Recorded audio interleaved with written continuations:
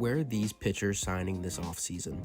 First up is Framber Valdez, and I think he's going to the Mets. The Mets have been open this offseason in wanting a frontline starter, and while Valdez may not be a clear-cut ace, he's been very reliable and dependent over these last few seasons.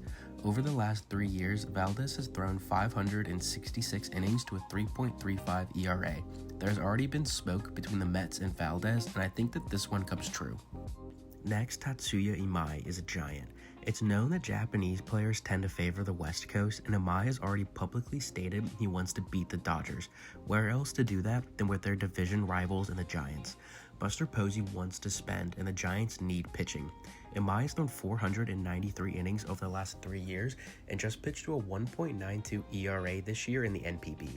Now let's talk Ranger Suarez and the Phillies. I think a homecoming between the two makes the most sense for both parties. The Phillies still need pitching with an unknown timetable for the return of Zach Wheeler, and Suarez has seen success in a Phillies uniform.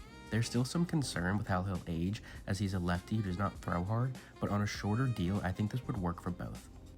Next is Michael King, who's the second player on this list I think is going to the Mets. The Mets are looking to trade Kodai Senga, and one of Sproat or Tong is most likely not going to be in the Mets system come spring training. King is coming off somewhat of a lost season, only throwing 73 innings, but the Mets have been known to keep pitchers healthier than most other teams, which may be enticing to King, who's only going into his 3rd year of being a starting pitcher. And last for today, Zach Gallen, who I think is going to the Cleveland Guardians.